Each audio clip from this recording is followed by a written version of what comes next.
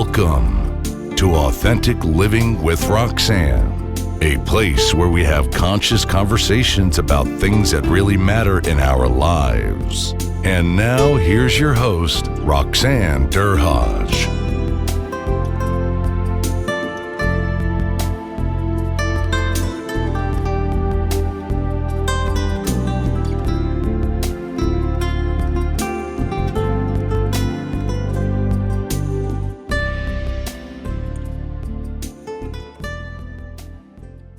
Hi everyone, it's Roxanne Derhaj. Thanks again for tuning in for Authentic Living with Roxanne. Today I have a special guest, and she has been someone we initially got introduced to each other by a common colleague, Deborah Bakti. So Deborah, thanks for coming and hanging out with us again today. Oh, it's my pleasure, Roxanne. So Deborah and I crossed paths, and we've been involved in projects together over the years, just kind of knowing what each other's doing. And her expertise is, I think there's always been a need. I would say that most of us today, I know with my parents, they're both elderly, kind of thinking about, the senior care and all the things that you kind of have to maneuver and kind of manage as your parents gets older. And this is something that Deborah's been doing for quite a while. So Deborah, I'm just reading a little bit about Deborah's background. There's going to be a full kind of bio. She's the owner of Think Breakthrough Inc. It's a consulting and training company that's helped senior care organizations build stronger, healthy relationships with their resident families. She's the author of 2 books, Recipe for Empathy, 6 Strategies to Transform Your Families into Fans in Senior Care. And her newest book, which she has already sold 4,000 copies, I should tell you, Managing the Emotional Journey of Long-Term Care for Families. She's been a seniors care executive for about 11 years. And at that point, she had firsthand kind of experience having had her husband. And at the time I met Deborah, I know she was caring for her husband. Her mom and dad all became residents of senior care buildings. So not only is it her specialty, but she's had to experience that as a family member.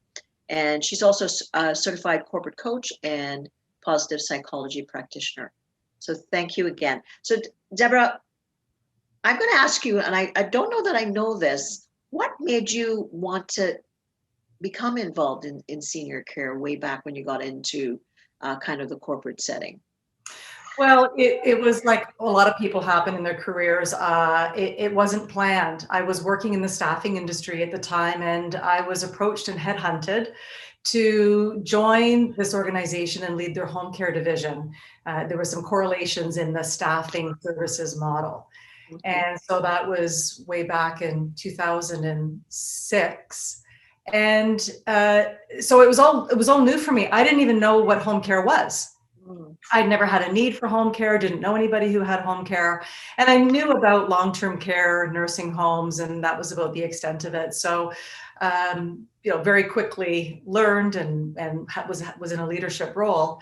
And then it was 2008 when my husband started having these weird symptoms and became ill.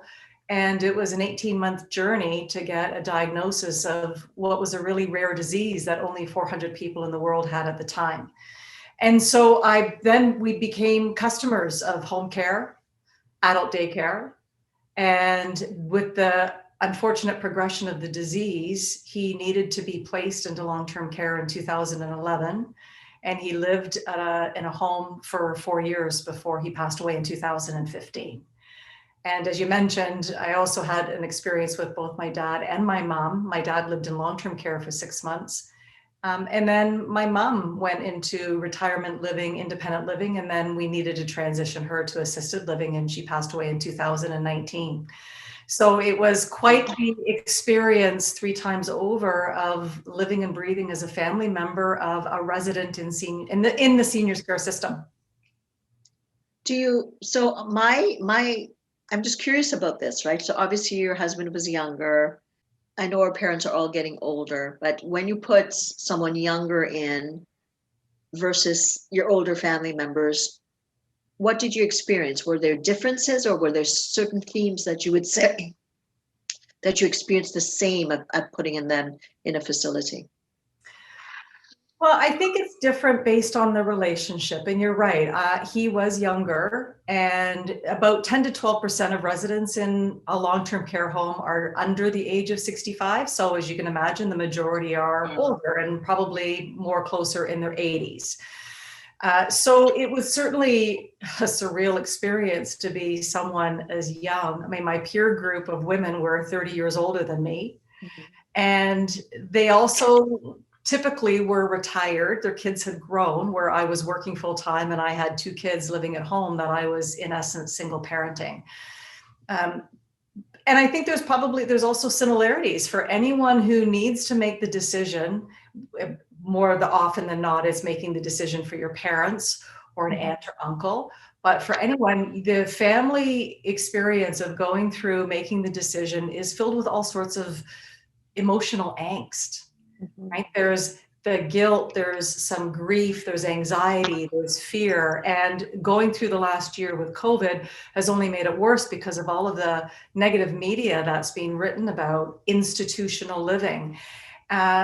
And then also too, some families feel relief. They have been white knuckling at caregiving at home, as my mom did with my dad until he needed to go into long-term care. And then you feel guilty about feeling relieved.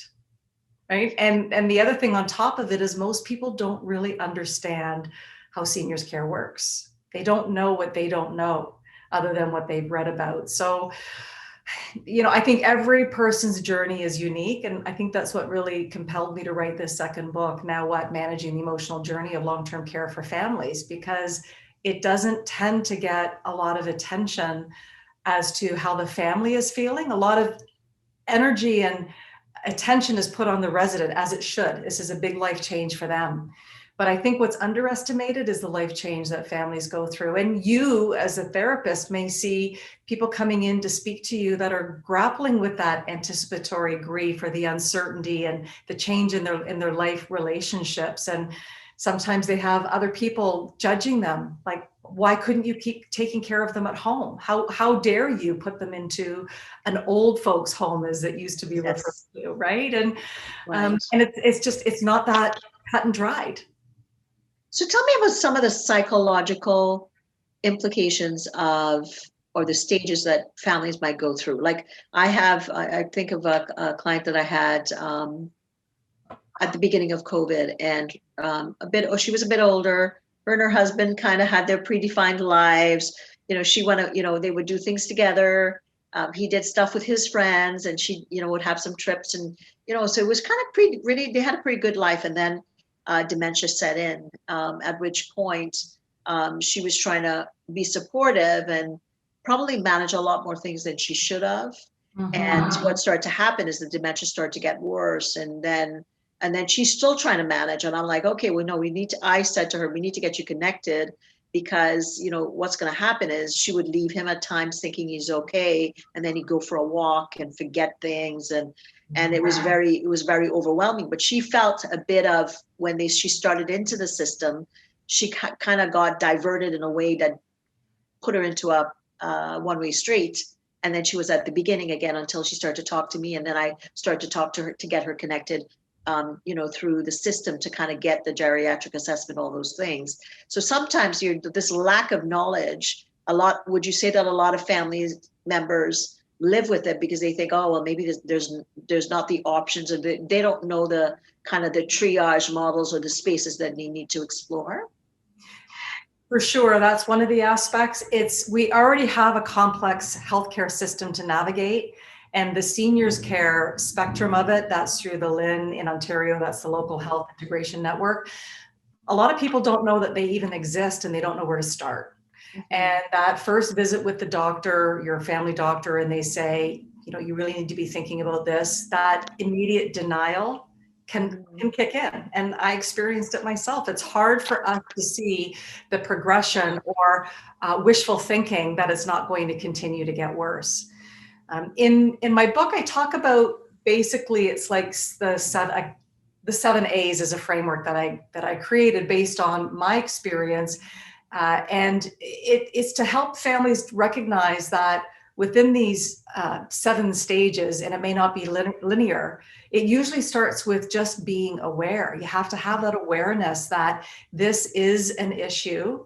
It's a challenge. There are resources out there. So there's the awareness from a knowledge standpoint, but also an emotional standpoint.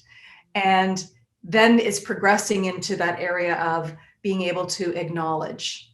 And that's facing the reality and not that magical thinking that we can have that I can continue to take care of them. I can, this is going to get better.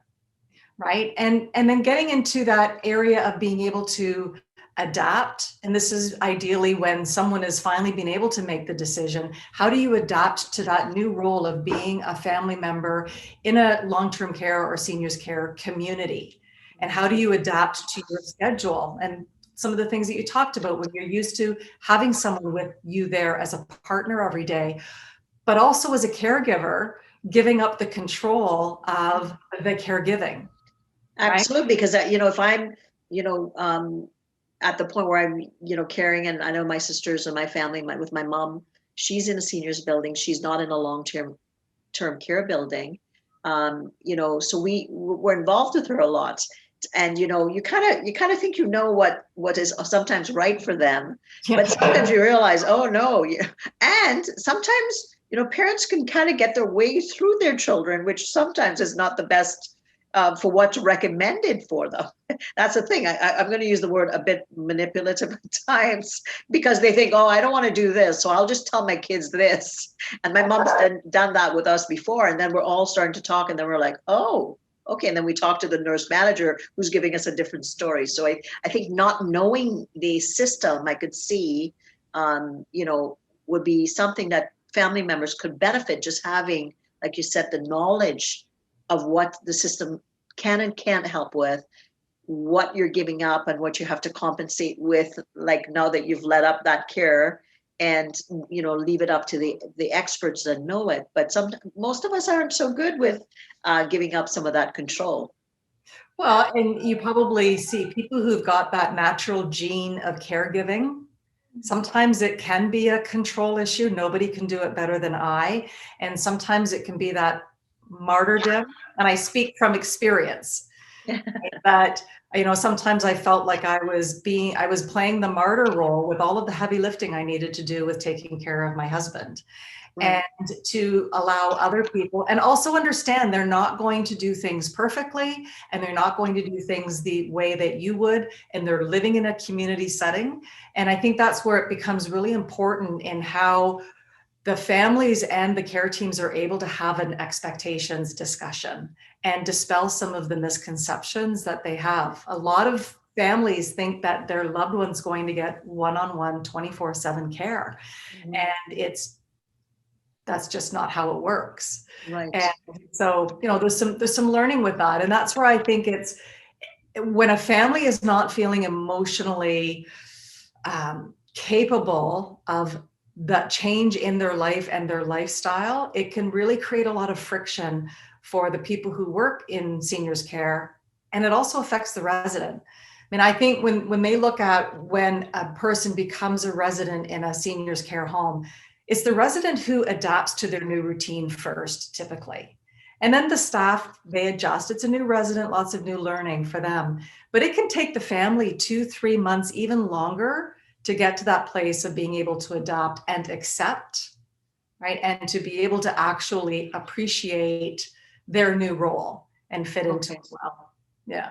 So you talked a little bit about admission anxiety, and I think we're stepping into this. I just tell us what that is, and like an example of maybe a scenario that is kind of atypical. I know every family is going to be different.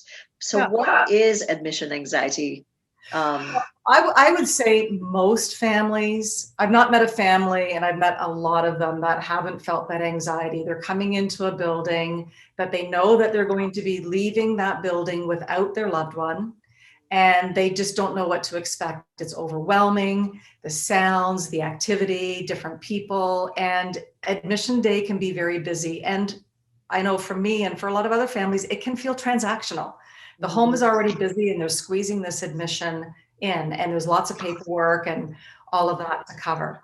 So it's as they're going through that, and then as they're leaving and walking to their car, driving home, that's when the tears start. That's when the, have I done the right thing? And the guilt can set in. On the other side of the equation is the staff who can feel admission anxiety. And I was able to get a better understanding when I was doing consulting on site, that the morning of a new resident and family coming in, the staff are trying to learn everything they can based on a file that's been sent to them. And as you can appreciate, Roxanne, the file only says so much, and some of the information is not correct or it's out of date. And there also tends to be this worry about, I wonder what the family's going to be like. Are they going to be nice? Are they going to be pleasant? How are they emotionally feeling about this? Right. And every home has had the challenge of having passionate, let's call them passionate families. In my book, I talk about family flavors, and there's jalapeno families, right? Or there's families that'd probably be my family, Deborah. The Trinidadians get a little bit hot and spicy. Right. And they can have jalapeno moments. And so sometimes the staff are almost bracing themselves and they're thinking, oh, that's going to be a difficult family. And so this labeling starts to happen. And I really don't believe that families come in to be difficult. They're scared, they're afraid, they don't know what they don't know. And then they get handled in this admission process. And then they leave, and sometimes they feel like they haven't really been seen or understood, right? Because the staff are, and rightly so, focusing on getting the residents settled is a big change for them. So I find it to share with families that the care team are also feeling this admission anxiety. It's actually a way to be able to connect with a shared experience just for different reasons. And how can we be focusing on alleviating that anxiety with each other by focusing on that, making a connection as human beings on probably one of the hardest days of that family's life.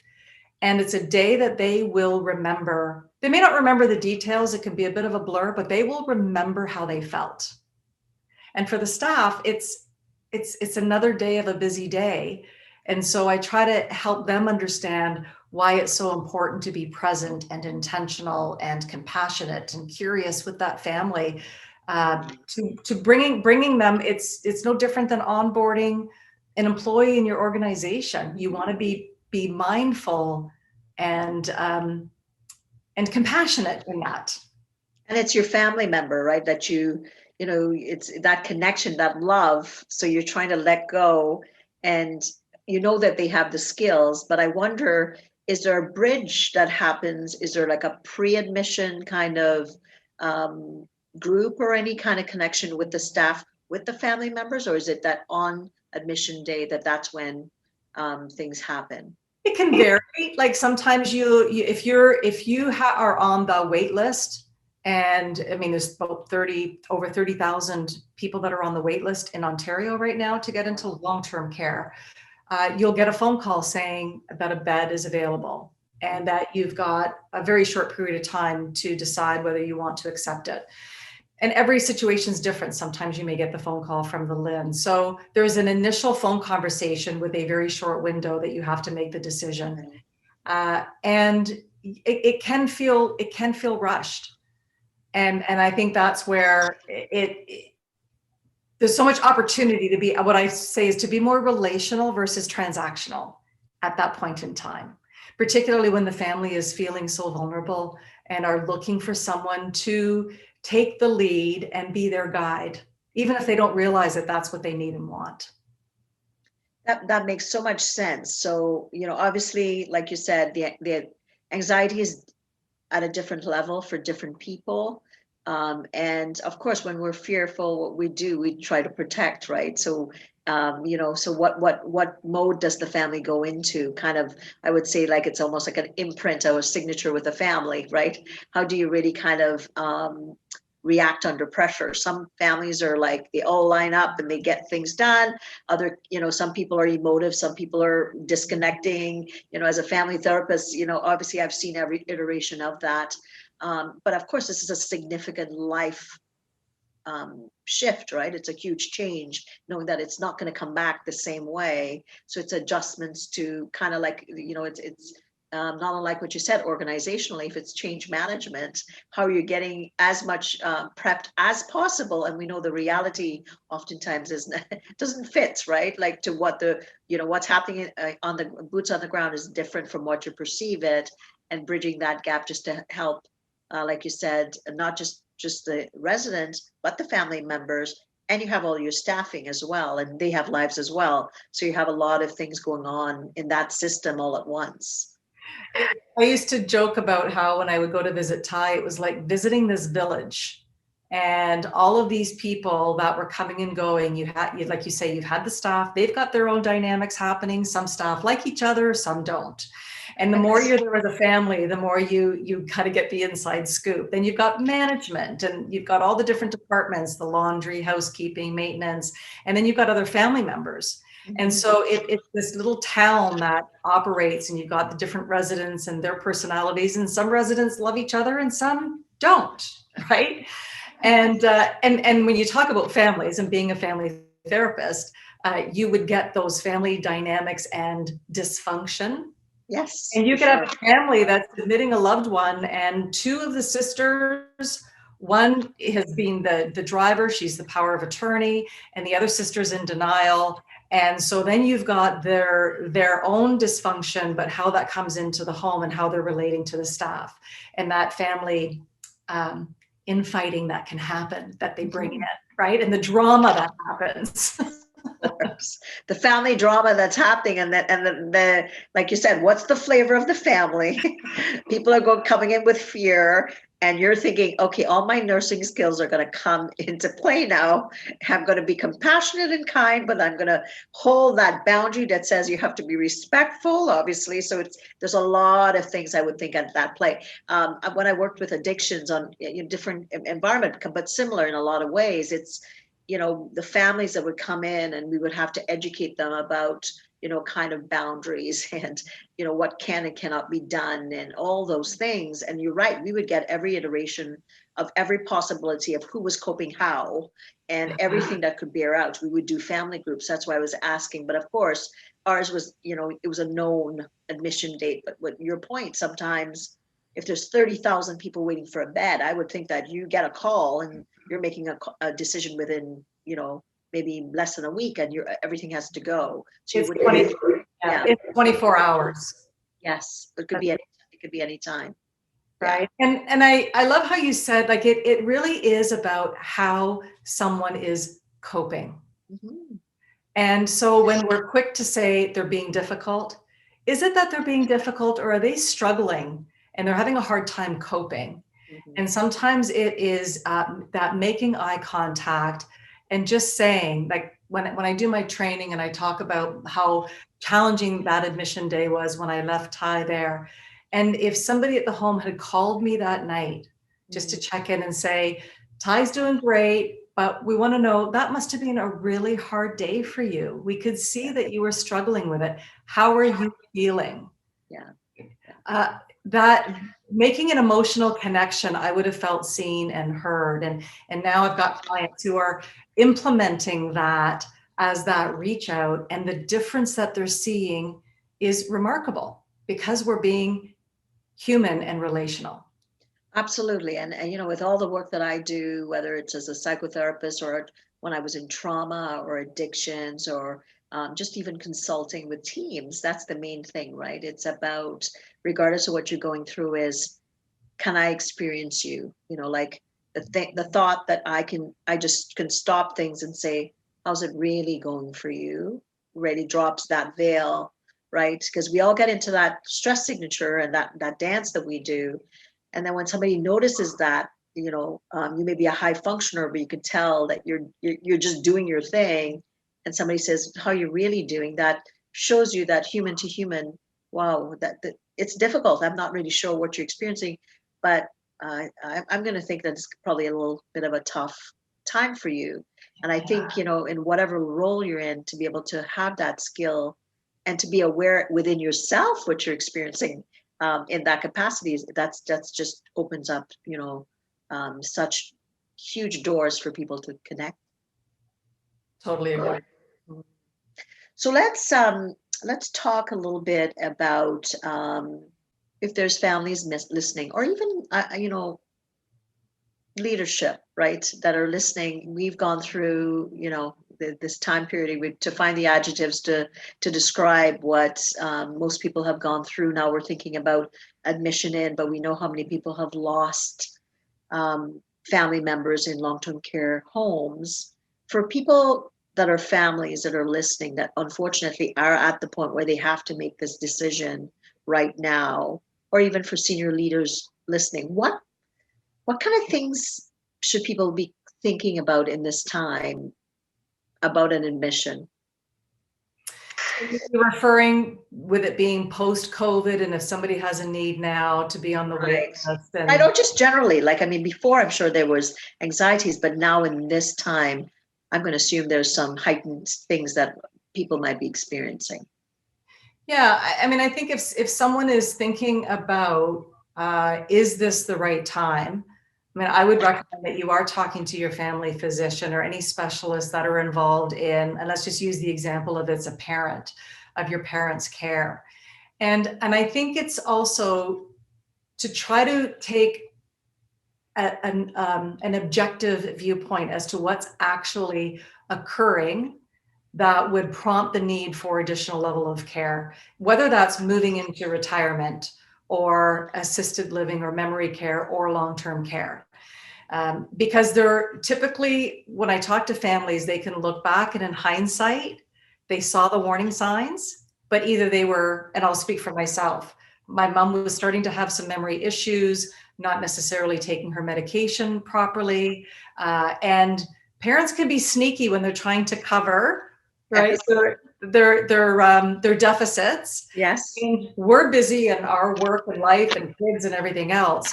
But I can look back and recognize that I wasn't being as present and paying attention or asking better questions without making her feel wrong or bad or anything like that. So it's, how do you listen to those objective voices or to be able to see for yourself? And then it's doing the due diligence and research of the homes that are in your area.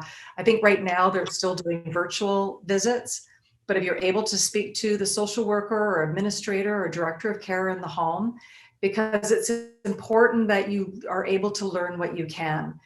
In Ontario, reaching out to your local health, your LIN, to be able to speak to a case manager to see. There's a criteria that's involved, right? So I think there's that knowledge piece, and then being able to understand from an emotional standpoint, how do you feel about this potential necessary next step in your parents' aging journey? And how will you be able to lean into that versus feeling the resistance? If you're feeling some of the guilt or maybe some of the grief because of things that are changing in your family relationship, I highly recommend reaching out to a therapist. Like, there are people that you can talk to. If I didn't have the supportive therapy while my husband was going through it, she enabled me to think differently about the reality of our situation and what doing my best really was. And it wasn't doing everything perfectly all the time, always, right? Right. And I would think that in this time, and I want to talk a little bit about the pandemic and all the losses, right? I would say that probably, and I'm assuming, Deborah, you're the one that's the expert here, that some families may be just scared, even if they know that maybe it's time to make that decision because of all the losses that we've had in the long-term care facilities. What advice do you have for them? Like, they may be holding back a lot because, all you hear, unfortunately, are all the horror stories. We don't hear all the kind things that are being done in these long-term care facilities. What would you say to them about if they're really that petrified that they're not taking the step, even if it may be a necessary step at this point? I do think it goes back to having a connection with those local communities and asking those questions. I think that what we've seen over the last year, and I've not been in a home, so I'm not on the front line directly, but from what I'm also hearing and reading, is that the the progress that they've made with vaccinations and that how that's being prioritized. There was so much that just wasn't happening initially. And now we're a year into it, and whether it be the infection control and the protocol and the PPE that they have and new processes and procedures and whatnot, all of those things would be important to research. If my parents were alive today and I was facing that, that's exactly what I would be doing. And having those conversations, or if there's someone that I know that has a loved one that's living in a seniors care environment. I mean, there are some residents who have probably done better living in a community setting, because I can think of my sister-in-law who has her dad living in retirement, and she is convinced that he has thrived in that community setting, even with some of the restrictions that they've had, because before he was living completely on his own. Right. Didn't have the right dietary support and physical activities and mental stimulation. So it really, I think, comes down to assessing your personal situation. Where do you see the need and the gaps that are currently in existence? And I think families also have to look at what impact it's having on their physical and emotional health in that caregiving role, because it is not sustainable, in my opinion, in the long run with a white knuckling strategy. And of course, it depends on the level of care and the intensity of care that you have. And maybe you can continue to get home care to support, or when adult daycare programs are up and running again. It's not an easy decision at the best of times. So for employers listening, right? Because a lot of people are, the sandwich generation, I think a lot of us entered it as soon as we probably hit like our mid 40s, right? We were carrying in some capacity. And we know our population is aging. Like you said, there's 30,000 people waiting for care. So, and we're going through the fear of the pandemic. Everybody's in a mass, people are trying to catch their breath, and people have had losses and not been able to see family members and all those things. So from a leadership perspective, what kind of things should HR and leaders be considering with people that are maybe having family members in long-term care? To just I'm thinking about, we're going to probably at some point start to reintegrate and reopen. What kind of things should environments be thinking about putting in place or addressing for people that might be, like you said, caring for one or two or even three family members, or maybe they've lost people, through this time, and they're going back to work. Mm-hmm. Yeah, in some organizations I've talked to, they've really tapped into their EAP or the EFAP program, the Employee Assistance Program. And I think that they have really geared themselves to look at what resources can we provide, contacts. I know some of them will even provide a list of homes in the area. And I think there's also focus on grief and PTSD support. Yes. But as you talked about, whether it was some financial loss, health loss, all of those impacts, that they're recognizing that employee health and well-being is no longer a nice to have, it's a must have. Mm-hmm. In order to be able to provide that support. And that sounds to me like it's probably one of the easiest ways if an organization does have an EAP program. And if they don't, then ideally whomever in their HR department that typically would be providing those types under the umbrella of employee benefits, mm-hmm. is where can they be connecting with their local resources to be able to direct employees in that direction. Absolutely. And I know that was one of my corporate consulting roles as I was an executive with EAPs. And I started in EAPs back in 1994. And back then it was a nice to have, right? It was kind of like the companies that, it was kind of the rage, and they started to recognize they needed to do it. But a lot of companies at that time, or even, into the 2000s, early 2000s, they would buy the EAP and it was kind of be, oh, we have that badge that says we have it. And I think you're right. Now, well, I don't think we can't negotiate that now, is because you need to keep people connected, secure, psychologically safe, reintegrating back into work, all those things, right?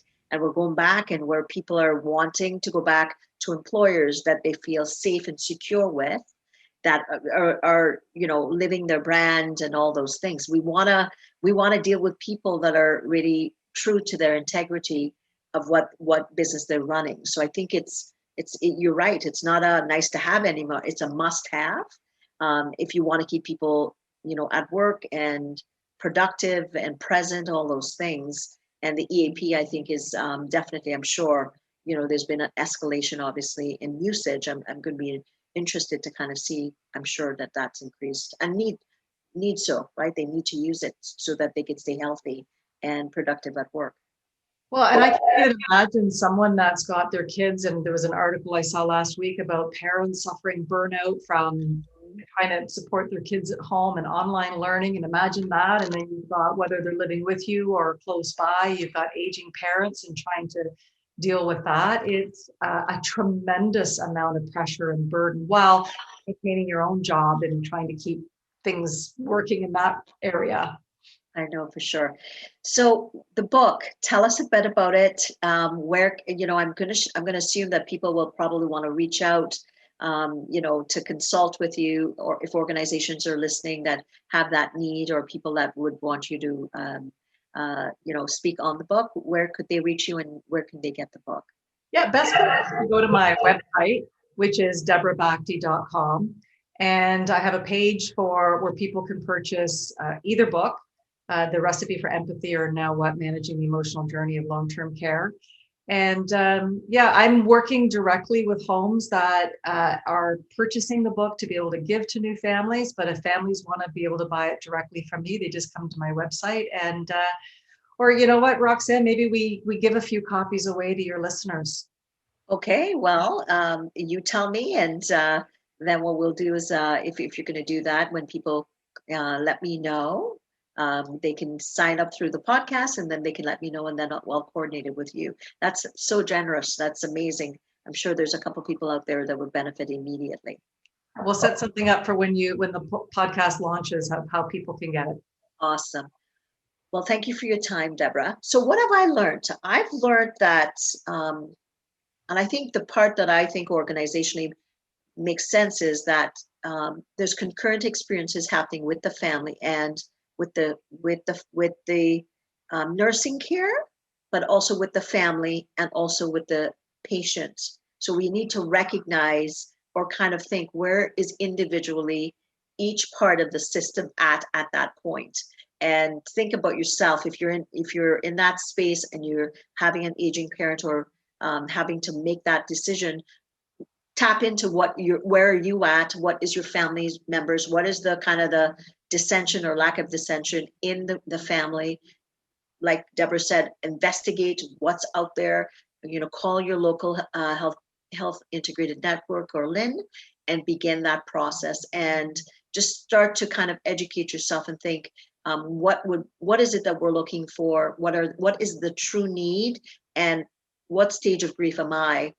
Individually and collectively, what stage of grief are my family members in, and then start from that space. That being said, it's not an easy thing to go through for anyone. But again, what's important is offering the best care possible for your loved ones. Even though it may not be you, it's going to be the right people. So thank you for tuning in. Deborah, thanks a lot again, and we'll talk to everyone soon. Thanks for tuning in to Authentic Living with Roxanne, creating the space for positive, healthy change. Roxanne is a keynote speaker, psychotherapist, and coach. To work with Roxanne, visit roxannederhage.com/blueprint. We'll see you next time on Authentic Living with Roxanne.